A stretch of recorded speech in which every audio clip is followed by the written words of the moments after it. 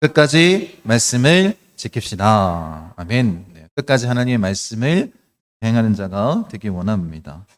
요즘에 흑백 요리사라는 그런 프로가 유행하고 있는 것 같습니다. 요리사들이 나와서 대결했던 그런 프로인 것 같습니다. 이 흑백 요리사 때문에 이 젊은 층들이 파인 다이닝 식당을 많이 찾게 됐다고 합니다. 그래서 요식 업계에서는 뭐 좋은 현상이다라고 표현할 수 있을지 모르겠지만 어쨌든 이 흑백 요리사가 유행하면서 심사위원이 2명이 등장합니다. 한 사람은 여러분이 잘 알고 있는 백종원이고 한 사람은 이 안성재 셰프라는 사람입니다. 누군지 잘 모르실 거예요.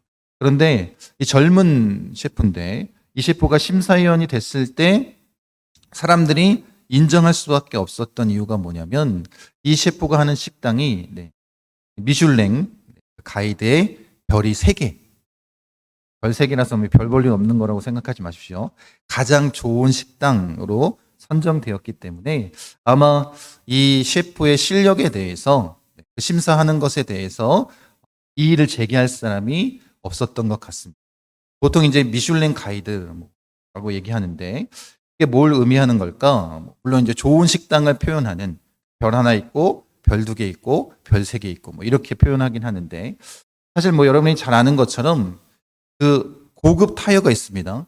미쉐린 타이어 아시나요? 경교용으로 쓰고 고급 자동차에 가는 그 타이어. 사실 이 미슐랭 가이드 이게 프랑스어로 미슐랭인데 그 타이어 회사에서 만든 이 식당이라든지 호텔이라든지 그것들은 이제 점수를 매겨서 이렇게 올린 것이 이 미슐랭 가이드입니다. 근데 좀 의아하지 않습니까? 타이어 회사에서 식당을 이렇게 평가를 매긴다는 것 자체도 또 의아한데 또 사람들이 어떻게 해요? 그 미슐랭 가이드에서 단 별을 보고 찾아나가는 것도 참 의아한 것 같습니다. 유래는 이렇습니다. 1895년에 파리에서 자동차 경주가 있었습니다.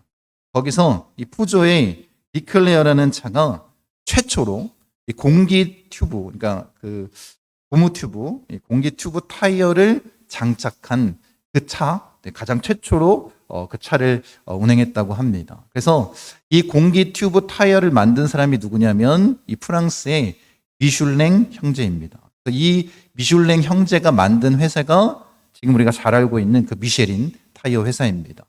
그런데 처음에 잘 팔렸을까요? 안 팔렸을까요?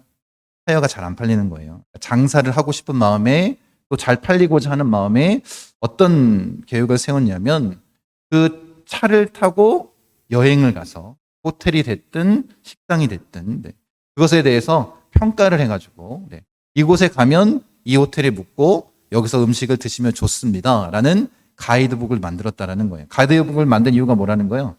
타이어를 잘 팔게 하기 위해서. 그래서 열심히 그 일을 이 미슐랭 형제들이 했습니다. 어느 지역에 가면 이 호텔에 묵으시고 이런 음식을 먹으면 좋습니다. 그렇게 열심히 이 가이드북을 만들었는데 어느 날 한 지역에 가니까 무상으로 이 가이드북을 나눠줬거든요. 타이어를 사는 사람들에게.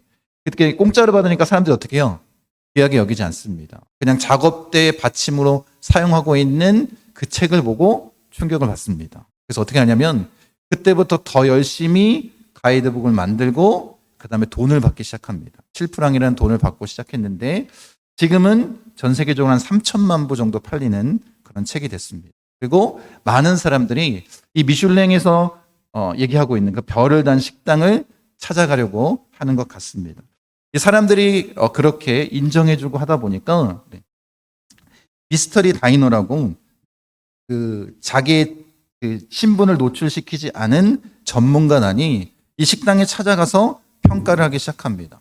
물론 뭐 음식이라든지 재료라든지 서비스라든지 이 모든 것들을 다 보는데 별을 다는 이유가 있습니다. 별을 뭐 하나 달고 2개 달고 3개를 다는데 어떨 때 이 별을 달아주냐면 이 음식이 맛도 있지만 독창적인가 독창적이지 않은가 이걸 판단한다고 합니다.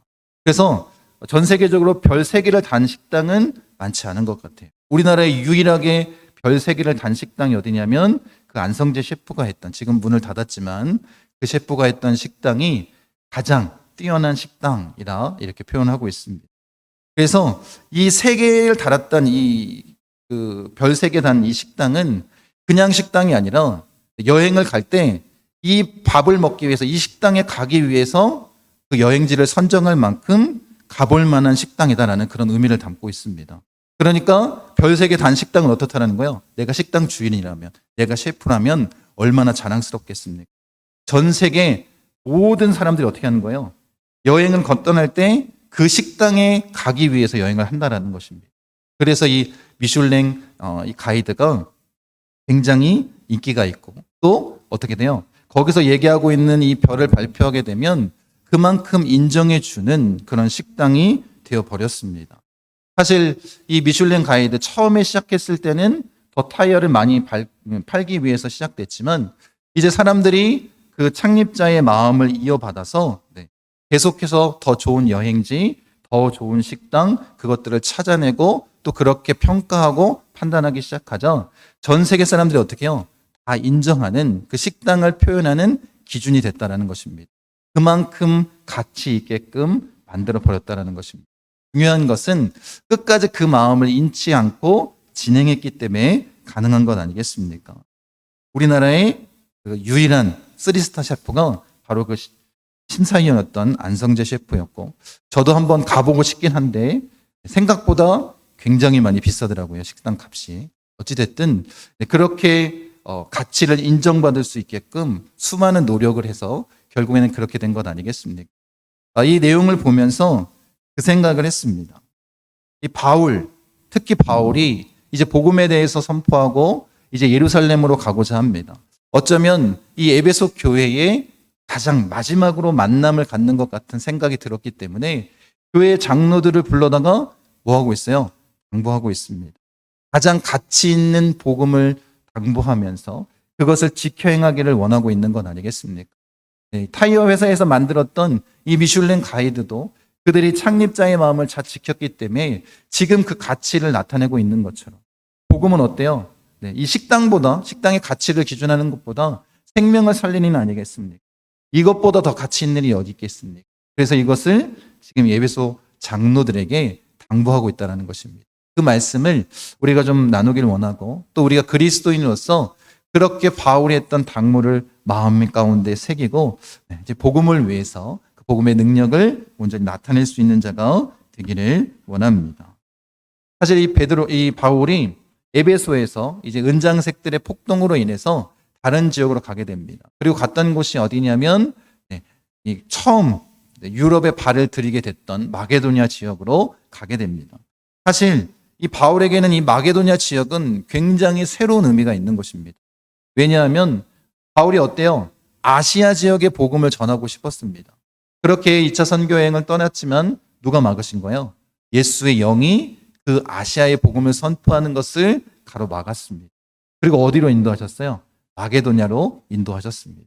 사실 바울은 그런 마음을 품고 있지는 않았습니다. 유럽의 복음을 선포할 마음은 없었습니다. 그런데 누가 이끌어 가셨다는 거예요? 성령님이 이끌어 가셨습니다. 그리고 여러분이 잘 알고 있는 이 유럽 지역, 이 마게도냐 지역, 빌립보나 데살로니가나 고린도나 아덴이나 이런 지역에 가서 복음을 선포할 때 성령의 인도하심을 받았지만 결국엔 어때요? 굉장히 많은 어려움과 또 고통이 찾아왔습니다. 그러함에도 불구하고 그곳에서 열심히 복음을 선포하자 어떤 역사가 일어났냐면 바울의 마음 가운데 온 세계를 품을 수 있게 됐다는 거예요. 그냥 아시아에만 국한됐던 마음이 유럽과 또 로마 땅끝까지 나아갈 수 있도록 누구의 마음을 여셨어요? 바울의 마음을 여셨습니다. 이것이 성령의 역사 아니겠습니까? 그래서 바울은 그 누구보다도 이 마게도냐 지역에 갈 때마다 그 성령의 인도하심에 대한 그런 특별한 은혜가 있었을 것입니다. 그리고 이제 바울에게 주어진 그 마음, 어떤 마음을 주셨냐면 예루살렘을 통해서 어디까지 가고자 하는 거예요? 로마에까지 가고 땅끝인 서바나, 지금의 스페인까지 가고자 하는 그 마음을 품어주셨습니다. 작은 그릇 안에 온 세계를 담게 하셨습니다. 바울이라는 이름의 뜻이 작다라는 의미입니다. 그래서 그 작은 그릇 안에 온 세상을 품게 하신 성령의 인도하심이 있었던 곳이 어디냐면 바로 이 마게도냐 지역 아니겠습니까? 그리고 나서 이제 바울이 가지고 있었던 마음대로 예루살렘에 가고자 하는데 오순절 그 기간 전에 예루살렘에 들어가기를 원했습니다. 그런데 바울의 마음 가운데 늘 걸리는 한 가지가 있었는데 그게 누구냐면 바로 에베소 교인들이었습니다. 지금 당장 이 바울은 에베소 지역에 갈 수 없습니다. 갈 수 없는 이유는 다른 것이 아니라 그곳에서 큰 폭동이 있었고 아마 바울이 그곳에 간다면 목숨을 잃을 수 있는 어려움이 있었기 때문에 그랬을지도 모르겠습니다. 그래서 그 마음을 항상 간절한 마음, 에베소를 향한 그 마음을 갖고 있었기 때문에 급하게 이동을 합니다. 이 말씀에 보면 드로아 지역에서 밀레도까지 걸음을 재촉해서 걸어갑니다. 걸음을 재촉해서 걷는 이유는 뭐냐면 이 에베소 지역에 있는 장로들을 만나고 예루살렘으로 떠나기 위한, 밀레에서 출발하기 위한 그런 마음이 있었습니다. 그래서 굉장히 빠른 속도로 걸어가는데 드로아에서 이 아소까지가 한 40km, 그리고 거기서 1박한 후에 미들렌으로 가는데 한 50km, 그리고 거기서 이튿날 80km를 걸어서 도착하고 마지막 이 밀레도까지 45km를 걸어서 가야 됐습니다. 그러니까 4박 5일 동안 몇 킬로를 걸은 거냐면 약 300km의 거리를 걸어간 거예요. 그러니까 여러분 한번 생각해 보십시오. 바울에게는 어떤 마음이 있었어요? 오순절까지 예루살렘에 가는데 굳이 걸어서 걸음을 재촉해서 밀레도까지 가려고 했던 이유는 다른 게 아니라 누구를 만나기 원한 거예요? 에베소 교회의 장로들을 만나기 원했습니다. 그들에게 당부의 말씀, 하나님의 복음, 그것을 맡기기 위해서 교회를 온전히 세워나갈 수 있는 그 마음을 그들에게 주기 위해서 그렇게 달려간 것 아니겠습니까? 그게 누구의 마음이었다라는 거예요? 바울의 마음이었고 또 그들을 밀레도 지역에서 만나게 되었습니다. 여러분 그렇게 믿는 자들이 정말로 예수님의 마음을 품어야 되고 복음의 열정을 갖고 나아가야 되지 않겠습니까? 초대교회가 그렇게 굳건하게 설 수 있었던 이유, 아마 이 복음이 잘 전해지고 그 복음을 통해서 굳건하게 서는 역사가 나타났기 때문 아니겠습니까? 그래서 아까 전에 처음에 얘기했던 것처럼 바울이 그들에게 마지막으로 당부하고 있습니다. 오늘 읽었던 본문 말씀은 길지만 세 가지로 요약해서 우리가 그 당부의 메시지를 듣기 원합니다. 단순히 그냥 예배소 교회에 있는 성도들에게만 한 것이 아니라 모든 그리스도인들에게 주는 당부 아니겠습니까? 우리도 이것을 잘 지켜서 정말 복음을 더욱더 가치 있게 세우고 복음을 온전히 굳게 세워서 온 천하에 복음으로 세상을 변화시키는 그 역할을 감당하는 그리스도인이 되기를 원합니다. 첫 번째는 뭐냐면 모든 겸손과 눈물로 섬기는 삶을 살라는 것입니다. 여러분 자신을 내세우지 않고 겸손이 그것 아니겠습니까? 그리스도의 은혜 안에 자신을 낮추고 드러냄 없이 교회를 위해서 어떻게 하라는 거예요? 눈물로 기도하며 섬기라는 것입니다. 그것이 그리스도인의 모습 아니겠습니까? 바울은 다시에 들어온 첫날부터 내가 항상 여러분 가운데 어떻게 행했는지 여러분들이 보지 않았습니까? 라고 담대하게 얘기합니다. 바울이 에베소 교회에 와서 복음을 선포하는 그날부터 어떤 삶의 자세를 가졌는지 누가 다 봤다라는 거예요? 에베소 교회의 장로들이 다 봤다라는 것입니다. 여러분 이 말씀 한번 읽어보도록 하겠습니다. 고린도전서 말씀입니다. 내가 그리스도를 본받는 자가 된 것 같이 너희는 나를 본받는 자가 되라. 어떻게 보면 굉장히 교만한 발언인 것처럼 들릴지 모르겠지만 바울이 지금 뭐라고 얘기하고 있어요? 내가 예수님을 본받아서 지금 내가 이런 삶의 모습을 가지고 살아가고 있습니다. 그러니까 어떻게 한다는 거예요? 너희들은 나를 본받는 자가 되기 원한다. 에베소 교회에서도 분명하게 얘기하고 있는 게 그거예요. 처음부터 여러분들이 나를 보지 않았습니다. 내가 어떤 마음을 가지고 복음을 선포하고 이 교회를 세워나갔는지 여러분 보지 않았습니다. 나는 누굴 닮는 자라는 거예요? 나는 예수를 닮는 자입니다. 여러분들은 나를 닮기를 원합니다. 이렇게 담대하게 고백할 수 있다는 것. 이것이 얼마나 큰 은혜이겠습니까? 그리고 그리스도인이라면 당연히 이렇게 고백할 수 있어야 되지 않겠습니까? 내가 예수님을 닮았으니까 여러분들은 나를 닮기만 하면 됩니다. 이런 믿음의 고백 우리 역시 하기를 원합니다. 여러분 그렇게 더 담대히 나를 본받는 자가 되라 라고 그렇게 하고 있습니다. 그러면서 예수님의 마음을 어떻게 했다는 거예요? 교회를 세워나갔고 또 교회의 연약한 지체들을 위해서 어떻게 했다는 거예요? 눈물로 기도하고 그들을 섬기며 나아간 것 아니겠습니까? 예수님이 이 땅 가운데 오신 분명한 목적처럼 불림하기 위해서 오신 것이 아니라 왕으로 오신 것이 아니라 가장 낮은 자의 모습으로 섬겨주셨던 것처럼 교회를 향해 연약한 지체들을 향해 눈물로써 그렇게 기도하고 섬기는 그 마음으로 나아간 건 아니겠습니까? 바울이 근심한 게 뭐예요? 교회를 위한 근심 아니겠습니까? 자신의 육신의 연약함 그리고 핍박과 박해 때문에 고통 가운데 부르짖었던 것이 아니라 바울은 항상 눈물로 뭘 위해서 기도했어요? 교회를 위해서 기도한 것 아니겠습니까? 그 마음을 이 에베소 교회 장로들이 듣고 배우기를 원하는 것입니다. 나중에 바울이 떠나가게 되면 어떤 일이 벌어진다고 얘기하고 있어요? 장로들이 자기의 사람들을 세우고 잘못된 복음을 전해서 교회가 어려워질 것에 대한 염려를 하고 있지 않습니까? 그러면서 부탁하고 있는 것이 그거예요. 여러분들은 나를 본받는 자가 되기 원합니다. 내가 겸손의 모습으로 눈물로 그렇게 섬기며 교회를 세웠던 것처럼 여러분들은 나를 본받는 자가 되기를 원합니다. 여러분 그렇게 나아갔기에 우리가 이 바울을 본받을 수 있는 것 아니겠습니까? 바울처럼 자랑할 때 정말 그것은 자랑할 가치가 있다라고 우리가 말할 수 있는 것 아니겠습니까? 우리도 그런 모습으로 나아가길 원합니다. 이것이 바울이 예수님을 닮은 모습이요. 모든 그리스도인들에게 당부하고 있는 거예요. 어떤 모습으로 나아가라고요? 모든 겸손과 눈물로 섬기라는 것입니다. 여러분 우리도 그렇게 주 앞에 겸손하고 성도들 앞에 겸손하고 교회 앞에 겸손한 모습으로 서는 자 되길 원합니다. 그리고 어떻게 해요? 그들을 위해서 주님의 마음으로 눈물로 기도하며 섬기는 자가 되길 원합니다. 그럴 때 어떤 은혜가 나타날까요? 교회가 아름답게 세워지는 것 아니겠습니까? 이런 겸손과 눈물로 교회를 세워나가는 우리 목고순복음 중앙교회 성도님 되기를 원합니다. 두 번째는 성령에 매여 나아가는 삶입니다. 여러분 성령의 인도하심 따라 나아가는 건 아니겠습니까? 그런데 우리가 기억할 것은 이것입니다. 성령이 우리를 인도해 가신다면 우리의 삶은 어때야 되는 거예요?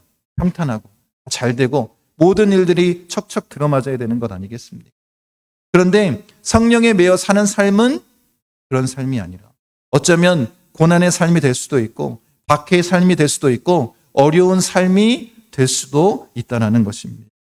여러분 마게도냐에서 그 성령의 인도하심 따라 나아갔지만 결국 어때요? 바울은 가는 도시마다 핍박당하고 유대인들이 쫓아와서 고난을 주고 또 소송하고 목숨의 위협을 당하는 그런 일들이 계속해서 벌어진 것 아니겠습니까? 그러함에도 불구하고 바울은 어떻게 나갔습니까? 성령에 매여 끝까지 믿음으로 그것을 이겨내고 달려나간 것 아니겠습니까? 그래서 바울이 지금 이 에베소 교회 장로들에게 특히 우리들에게 그 당부하고 있는 내용이 뭐냐면 수많은 시험과 시련을 감내하면서 그렇게 에베소 교회를 세워나갔던 것처럼 아무리 힘들고 어렵고 고난 가운데서도 어떻게 하라는 거예요? 여러분 지쳐서 넘어지지 말고 끝까지 이 교회를 세워나가 주십시오. 성령의 인도하심 따라 성령에 매여 그런 삶을 살기를 원합니다 라고 고백하는 것 아니겠습니까? 여러분 바울이 예루살렘으로 가겠다 했을 때에 많은 사람들이 이렇게 얘기했습니다. 한번 읽어보도록 하겠습니다. 보라, 이제 나는 성령에 매여 예루살렘으로 가는데 거기서 무슨 일을 당할는지 알지 못하노라. 오직 성령이 각성에서 내게 증언하여 결박과 환난이 나를 기다린다 하시나 내가 달려갈 길과 주 예수께 받은 사명 곧 하나님의 은혜의 복음을 증언하는 일을 마치려 하면은 나의 생명조차 조금도 귀한 것으로 여기지 아니하노라. 네, 이렇게 선포하고 있습니다. 성령에 매어 나갔지만 성령님이 뭐라고 말씀하신다라는 거예요? 그것은 고난의 길이라는 거예요. 결박의 길이라고 말씀한다라는 것입니다. 근데 바울이 뭐라고 얘기하고 있어요? 주의 사명을 감당할 때에는 내 생명조차 아깝게 여기지 않겠습니다. 이렇게 말하고 나아간 것 아니겠습니까? 여러분 성령에 매어 사는 삶은 평탄한 삶이 아닐 수 있다는 거예요. 고난과 역경, 핍박과 박해가 있는 삶일 수 있다는 것입니다. 그런데 어떻게 해요? 우리에게 주어진 사명이 있기 때문에 그것을 끝까지 감당하고 견디고 나아가겠다라는 거예요. 내 생명조차 아깝게 여기지 않겠다는 거예요. 여러분 이것이 그리스도인들의 사명이 되길 원합니다. 복음을 위해서 우리가 그렇게 살아야 되지 않겠습니까? 그러니까 어떻게 해요? 이 에베소 교회 성도들에게 내가 이런 모습으로 성령에 매여 교회를 세워나가는 것처럼 여러분도 그렇게 굳건하게 이 에베소 교회를 지켰으면 좋겠습니다. 여러분의 생명 아깝게 여기지 마십시오. 주님을 위해서 그렇게 사용하십시오. 라고 한 건 아니겠습니까? 여러분, 우리가 수요일과 금요일에 에스라서를 함께 나누고 있는데 에스라서에 보면 이 포로 귀환한 명단이 등장합니다. 여러분, 그런데 에스라는 분명한 사명이 있어요. 아닥사스다 왕이 보냈습니다. 그리고 그곳에서 신앙 개혁도 할 뿐만 아니라 왕의 명령에 따라 그곳에 가서 재판관으로서의 감당할 역할들도 있었습니다. 그러니까 에스라는 어때요? 예루살렘으로 돌아갈 명분과 그곳에서 할 직책이 분명히 있었습니다. 그러니까 가도 크게 어려움이 없었을지 모르겠습니다. 근데 문제는 뭐냐면 에스라를 따라갔던 수많은 사람들이라는 거예요. 그들은 70년 동안 뭐하고 있어요? 바벨론에 와서 포로 생활하면서 그곳에서 생활하면서 그곳에 모든 삶의 터전이 있었습니다. 집도 있었고 돈을 벌 수 있는 그 모든 직장도 있었을 뿐만 아니라 친구들, 가까이 하는 모든 사람들이 그곳에 다 있었습니다. 그런데 어때요? 그들이 예루살렘으로 돌아가겠다고 결단하는 그 순간 이 모든 것들을 다 포기하는 건 아니겠습니까? 그런 마음을 알고 있음에도 불구하고 내 것을 손해본다 할지라도 뭘 위해서 가겠다라는 거예요? 하나님을 예배하기 위해서 가겠다라는. 여러분, 이것이 그리스도인의 삶의 모습이 되어야 되는 건 아니겠어요? 내가 손해보더라도 뭘 위해 살겠다는 거예요? 주의 영광 위해 살겠습니다. 복음을 위해서 살겠습니다. 근데 요즘에 그리스도인들은 어떻습니까? 시간 될 때 그를 섬기고 시간 될 때 교회에 나와서 예배하고 내가 필요한 것이 있으면 그게 먼저 우선순위입니다. 저 후순위로 밀려버리는 하나님을 예배하는 것조차 그렇게 되어버렸는데 그 마음 가운데 정말 그 복음의 능력이 온전히 살아있겠습니다. 두 번째 당부가 뭐였다고요?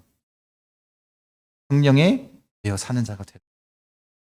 주의 사명을 위해서, 하나님의 영광을 위해서, 복음을 위해서 생명조차 아깝게 여기지 말라는 것입니다. 내가 손해본다 할지라도 주를 위해 달려갈 때 어떤 은혜가 있습니까?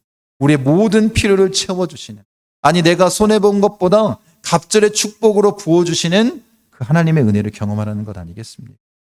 여러분, 정말 예수 그리스도를 통해서 영원한 생명을 누리고 그 은혜를 누린 자입니까? 그렇다면 성령에 매여 사는 자가 되기를 원합니다.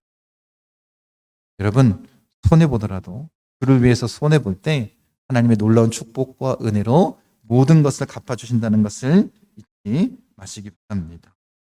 여러분, 그런 모습으로 우리가 나아갈 때 하나님 함께 하시는 것 아니겠습니까? 그래서 베드로 사도도 우리에게 이렇게 권면합니다. 한번 읽어보도록 하겠습니다. 사랑하는 자들아, 너희를 연단하려고 오는 불시험을 이상한 일 당하는 것 같이 이상히 여기지 말고 오히려 너희가 그리스도의 고난에 참여하는 것으로 즐거워하라. 이는 그의 영광을 나타내실 때에 너희로 즐거워하고 기뻐하게 하려 함이라. 이런 당연한 거다라는 거예요. 그리스도인으로서 이런 고난을 당하는 것은 당연한 것 아니겠습니까? 근데 뭐 하라는 거예요? 기뻐하라는 거예요. 예수 그리스도와 함께 그 고난에 동참했을 뿐만 아니라 그 영광의 때에 그 하나님의 영광을 온전히 경험하는 그런 은혜를 우리가 누리는 것 아니겠습니까? 그러니까 뭐 하라는 거예요? 고난 가운데에서도 기뻐하라는 거예요. 여러분, 성령에 매어 나아갈 때 이런 어려움이 우리 가운데 닥쳐온다 할지라도 여러분 어떻게 해야 될까요? 기뻐하십시오. 그리고 하나님의 놀라운 축복과 은혜를 기대하며 나아가는 자가 되기 원합니다. 하나님 반드시 우리를 책임져 주시고 우리와 영원히 함께 하시겠다라고 약속하신 것 아니겠습니까? 그 은혜를 누리는 자 되기 원합니다. 세 번째는 받는 것보다 주는 삶을 살라는 것입니다. 말씀 같이 한번 읽어보도록 하겠습니다. 범사에 여러분에게 모본을 보여준 바와 같이 수고하여 약한 사람들을 돕고 또 주 예수께서 친히 말씀하신 바 주는 것이 받는 것보다 복이 있다 하심을 기억하여야 할지니라. 이 마지막 당부는 뭐냐면 뭐라는 거예요? 받는 것보다 주는 삶을 살라는 것입니다. 받는 것보다 주는 삶을 살 때 더 풍성한 하나님의 은혜를 경험할 수 있는 것 아니겠습니까? 여러분, 그리스도인으로서 우리가 줄 수 있는 것, 영적인 것, 복음, 생명을 나눠줄 수 있고, 더 한 가지 우리가 뭘 나눠줘야 될까요? 그들의 필요를 채워줄 수 있는 나눔, 내 것을 나눌 수 있는 이 물질적인 나눔도 우리에게 필요하다는 것입니다. 그리스도인이라면 당연히 이렇게 살아가야 될 것 아니겠습니까? 그래서 먼저는 복음을 전하는 것이 그리스도의 사명이다라고 말합니다. 20절과 21절 같이 한번 읽겠습니다. 유익한 것은 무엇이든지 공중 앞에서나 각 집에서나 거리낌이 없이 여러분에게 전하여 가르치고 유대인과 헬라인들에게 하나님께 대한 회개와 우리 주 예수 그리스도께 대한 믿음을 증언한 것이라. 그래서 바울이 뭐 했다라는 거예요? 복음을 전하는 일에 앞장섰다. 받은 애가 너무나도 크기 때문에 어떻게 해요? 거저 말씀을 선포하고 복음을 선포하고 가르친 것 아니겠습니까? 불안노 서원에서 그렇게 긴 시간 뭐 한 거예요? 복음을 전하는 일을 했습니다. 말씀을 전하였습니다. 그때 어떤 역사가 나타났습니까? 아시아 전역에 모든 헬라인이나 유대인들이나 이 복음의 메시지를 들은 것 아니겠습니까? 지금 바울이 어떤 삶을 살았던 거예요? 받는 것보다 주는 삶을 살았습니다. 영적으로 그 복음을 선포하는 그 일에 앞장서며 나간 것 아니겠습니까? 복음을, 생명을 전하는 이 영적인 일, 이 사명을 잘 감당하고 나간 것입니다. 여러분, 그렇게 복음을 선포하고 선한 영향력을 나타낼 때 교회가 굳건하게 세워지는 것 아니겠습니까? 그렇게 에베소 교회가 더욱더 복음을 전하는 사명을 감당하고 그렇게 아름답게 세워지기를 원한 건 아니겠습니까? 그래서 어떻게 해요? 유대인이 되었건 헬라인이 되었건 어떻게 해요? 그 안에서 하나 되기를 원한 건 아니겠습니까? 그래서 에베소서 4장 3절에 보면 평안에 매는 줄로 성령이 하나 되게 하신 것을 힘써 지키라 라고 또 선포하고 있습니다. 여러분, 그렇게 복음으로 하나 되고 생명을 얻고 그 복음의 능력으로 그들이 온전히 서기를 원하는 마음으로 끝까지 뭐 하라는 거예요? 그러는 것 아니겠습니까? 복음을 전하는 그 사명을 잘 감당하라는 것 아니겠습니까? 여러분, 우리가 누군가의 복음을 전하고 말씀을 가르칠 때 그것이 뭐라는 거예요?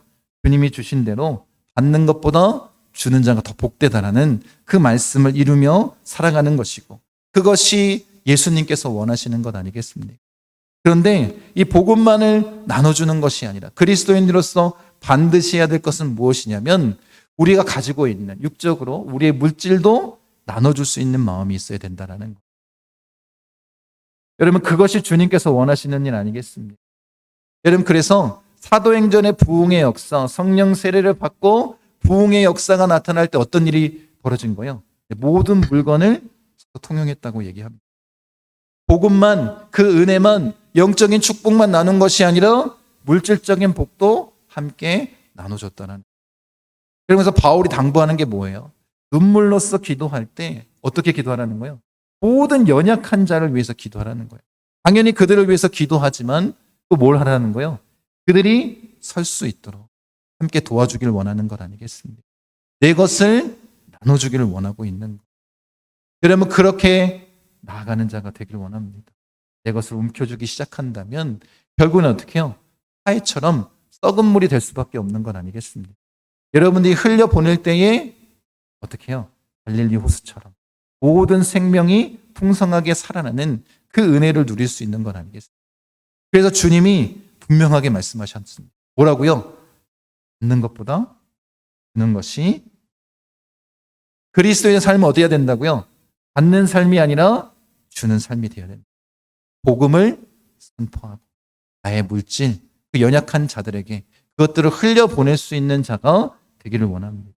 이것이 그리스도인으로서 바울이 마지막 만날 것 같은 에베소 교회 그 장로들, 성도들을 향해서 당부한 내용인 거예요. 우리도 지켜 행할 수 있기를 원합니다. 우리가 그리스도인이라면 이 세 가지를 기억하여 나아가는 자가 되기 원합니다. 겸손과 눈물로 섬기는 자가 되기를 원합니다. 두 번째는 성령에 매여 나아가는 자가 되기 원합니다. 그것이 고난과 고통의 길이다 할지라도 그의 사명을 위해서, 복음을 위해서 우리의 생명조차 아깝게 여기지 않고 달려가기를 원합니다. 손해보더라도 하나님의 영광을 위해 사는 그리스도인 되기 원합니다. 세 번째는 받는 것보다 어떤 삶을 살라고요? 주는 삶을 살기로. 복음을 선포하는 삶. 나의 물질을 연약한 자들에게 흘려보내는 삶. 그런 삶을 사는 것이 그리스도인이라고 말씀하고 있습니다.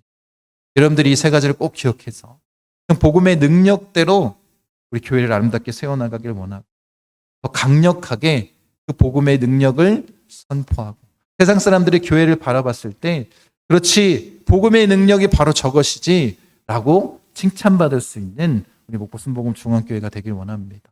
여러분들이 그렇게 교회를 세워나가 주시고 바울의 당부를 잘 지켜서 끝까지 하나님이 원하시는 우리 목포 순복음 중앙교회를 세워나가는 우리 모든 성도님들 되시기를 간절히 축원드립니다.